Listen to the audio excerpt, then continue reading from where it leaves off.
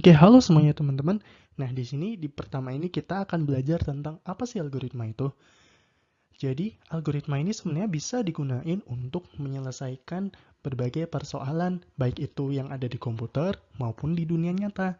Nah, kemudian apa sih contohnya persoalan itu? Oke, kita mulai saja dengan contohnya. Jadi di sini kita ada persoalan nih dengan mengurutkan sebuah list, yaitu yang tadinya 7, 4, 6, 1, 3. Tentunya kalau untuk manusia ini cukup mudah bukan? Tetapi bagaimana dengan komputer? Nah, kalau untuk manusia sendiri itu kan sebelum terurut nih listnya kan tadi 7, 4, 6, 1, 3. Kemudian setelah terurut yaitu 1, 3, 4, 6, 7. Tentunya bagi kita mudah bukan untuk meletakkan angka yang lebih kecil di sebelah kiri duluan, kemudian dilanjutkan dengan yang lebih besar, dan seterusnya. Tetapi bagaimana kalau misalkan angkanya itu ada 1000 atau mungkin 1 juta? Tentu bagi manusia hal tersebut cukup melelahkan, bukan? Nah, hal ini bisa kita dengan menggunakan komputer yang tentunya sudah diberikan algoritma untuk menyelesaikan hal tersebut. Nah, sebenarnya algoritma sendiri itu apa sih? Jadi, menurut Bapak Rinaldi Munir, algoritma itu merupakan urutan langkah-langkah untuk menyelesaikan suatu persoalan.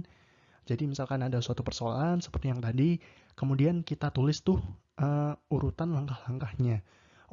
Oke, untuk lebih memahaminya, kita mulai dengan contoh yang pertama. Nah, jadi ini ada sebuah permasalahan, yaitu bagaimana cara menukarkan isi dari gelas A menuju ke gelas B. Nah, jadi untuk algoritmanya sendiri nih, yang pertama nih, kita perlu menyiapkan sebuah gelas atau gelas C, yaitu untuk menyimpan nilai dari gelas A. Baik, ini setelah kita siapkan. Kemudian, langkah keduanya yaitu kita menuangkan isi dari gelas A menuju ke gelas C.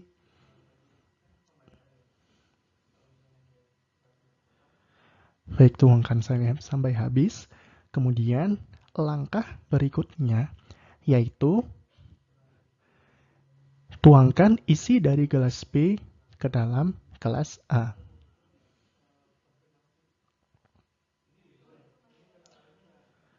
Nah, setelah demikian, kemudian pindahkan isi dari gelas C menuju ke gelas B. Baik, dan isi dari gelas A tertukar dengan gelas B. Cukup mudah bukan? Nah, untuk memahami algoritma, kita mulai dengan contoh yang berikutnya ya. Nah, ini ada permasalahan nih, bagaimana caranya mengambil air dari ember sebanyak 400 ml. Nah, di sini nih permasalahannya tuh kita cuma memiliki satu buah gelas yang berukuran 500 ml dan satu buah gelas berukuran 300 ml. Bagaimana caranya? Yuk, mari lanjut. Baik, jadi ini ada air dari ember segitu, kemudian kita ingin mengambil hanya sebanyak 400 ml dan kita cuma punya gelas 300 ml dan juga gelas 500 ml.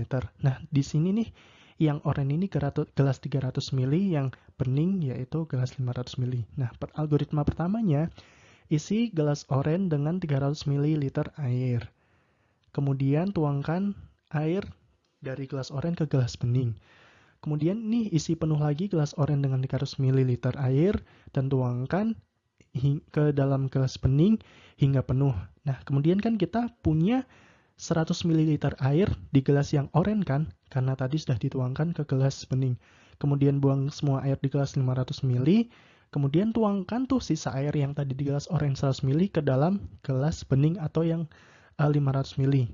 Kemudian isi penuh gelas 300 ml dengan air dan tuangkan air dari gelas 300 ml ke dalam gelas 500 ml.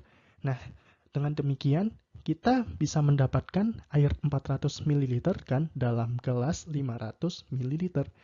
Nah, demikian tuh teman-teman algoritma bagaimana cara mengambil air dari ember atau dari tempat apapun sebanyak 400 ml. Oke, begitu teman-teman. Baik, semoga penjelasan tadi bisa bermanfaat untuk teman-teman dan bisa dipahami. Terima kasih.